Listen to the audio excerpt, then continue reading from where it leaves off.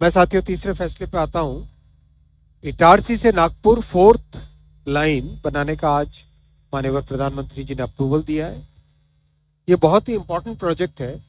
दिल्ली से चेन्नई का जो हाई डेंसिटी नेटवर्क है और मुंबई से हावड़ा का जो हाई डेंसिटी नेटवर्क है, इन दोनों के नेटवर्क्स के इंटरसेक्शन के पॉइंट पे ये इटारसी से नागपुर वाला सेक्शन आता है।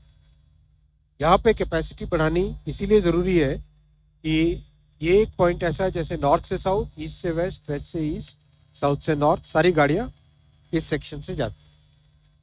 अगर आप देखो बिल्कुल देश के सेंटर में आता है ये इटारसी से नागपुर का ये सेक्शन। ये ऊपर ग्वालियर से होते हुए नॉर्थ से साउथ वाली गाड़ियाँ आती है और इधर मनमाड से होते हुए ईस्ट से वेस्ट वाली गाड़ियाँ जाती है। ऑलरेडी इटारसी से नागपुर के बीच में डबल लाइन है, 3rd लाइन का काम चल रहा है और अभी ये 4th लाइन आज सैंक्शन हुई। 4th लाइन के होने से वो एरिया पूरा डीकंजेस्ट हो जाएगा, वहाँ पे और ट्रैफिक फ्लो हो पाएगा और कैपेसिटी बढ़ेगी। मैं इसमें आपको स्पेसिफिकली बताता हूँ। कैपेसिटी बढ़ेगी, करीब 10 मिलियन टन एडिशनल कार्गो आएगा। बहुत कॉम्प्लेक्स है ये सेक्शन। इसमें 36 मेजर ब्रिजेस आ रहे हैं इतने से सेक्शन में। 297 किलोमीटर के इस सेक्शन में 36 मेजर स्टेशन ब्रिजेस आ रहे हैं।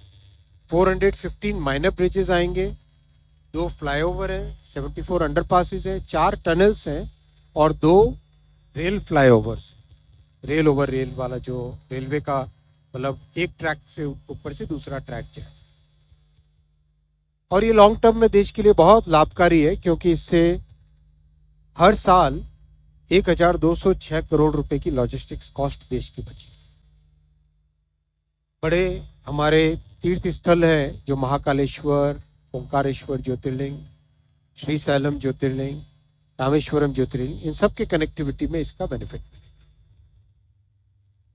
ये डिटेल में प्रोजेक्ट ओवरऑल पूरे देश के पर्सपेक्टिव से आपके सामने है।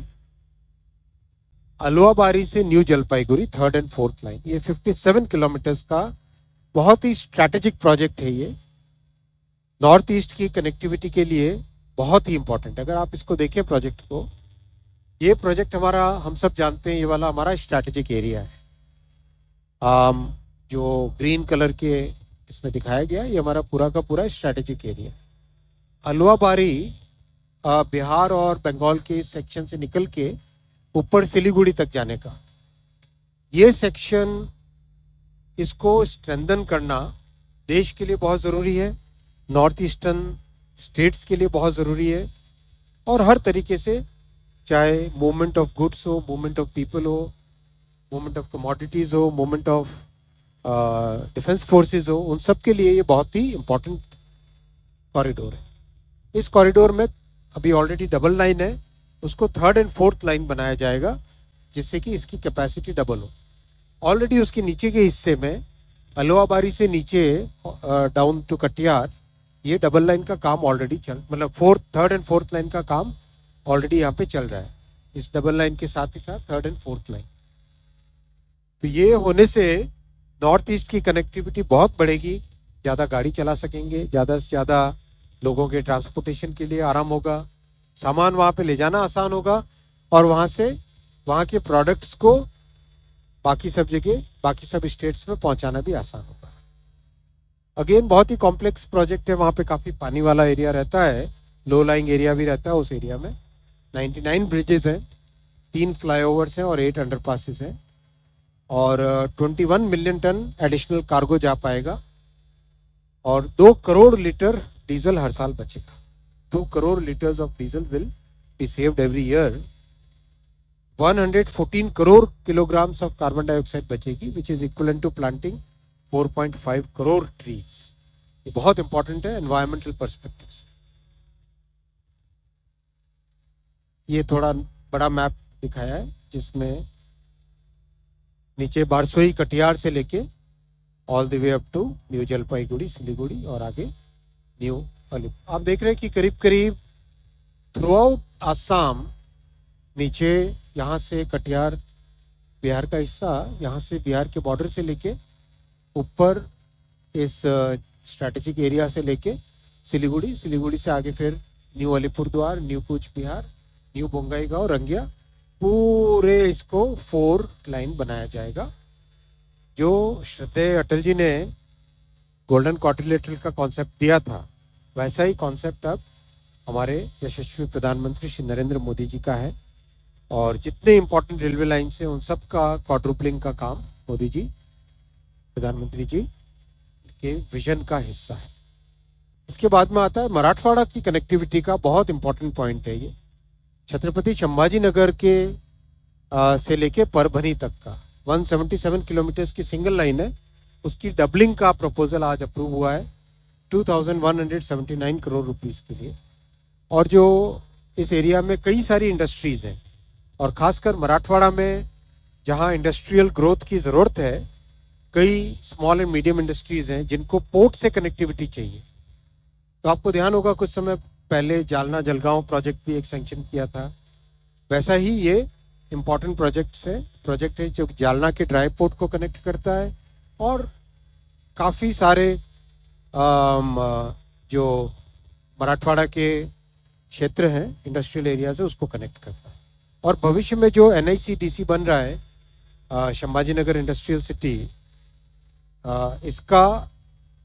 इसका भी इसको सपोर्ट मिलेगा। ये प्रोजेक्ट इस तरह से है, ये सारा मराठवाड़ा एरिया आ जाता है इधर परभनी की तरफ से, फिर जालने की तरफ, जालने से ऊपर सिंगल लाइन ये डबल हो जाएगी। और ऑलरेडी ये जो ग्रीन में दिख रहा है आपको मनमाड से लेके जालना छत्रपति संभाजी नगर तक ऑलरेडी डबलिंग का काम चल रहा है। तो इस तरह से पूरा एक डबल कॉरिडोर हो जाएगा।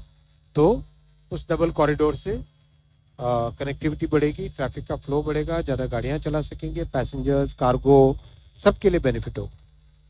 ये भी बहुत कॉम्प्लेक्स है, 28 मेजर ब्रिजेस हैं इसमें, 28 मेजर ब्रिजेस हैं, 161 माइनर ब्रिजेस हैं,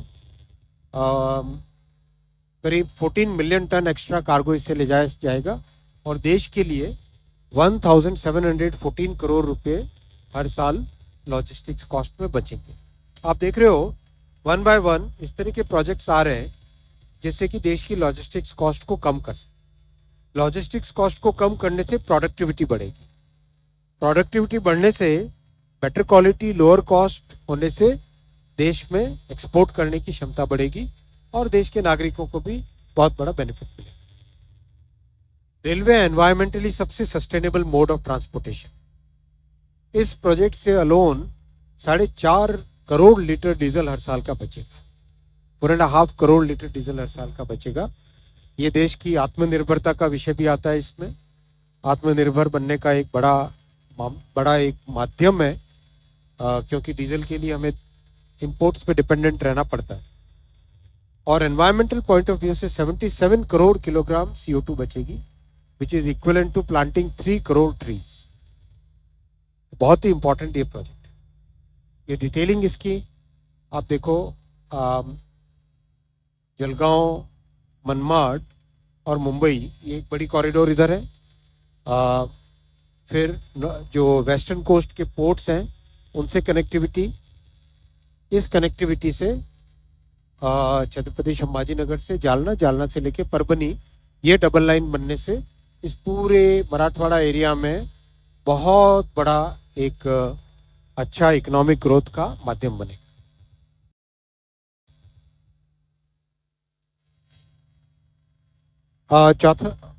चौथा रेलवे का प्रोजेक्ट है, ओवरऑल 6th डिसीजन है, वो है डोंगापोसी Jaroli 3rd and 4th line. ये झारखंड और वेस्ट बंगाल, झारखंड और उड़ीसा को कनेक्ट करने वाला प्रोजेक्ट है और ये पूरा का पूरा स्टील का एरिया है, कंप्लीट स्टील कॉरिडोर है ये सारा का सारा। यहाँ पर स्टील प्रोडक्शन, स्टील के लिए रॉ मटेरियल का प्रोडक्शन एक मेजर फैक्टर है और जो देश का टारगेट है 300 million tonne annual steel production. और साथियों, मैं आपकी जानकारी के लिए रखना चाहूँगा, भारत दुनिया में 2nd लार्जेस्ट स्टील प्रोड्यूसर बन गया है।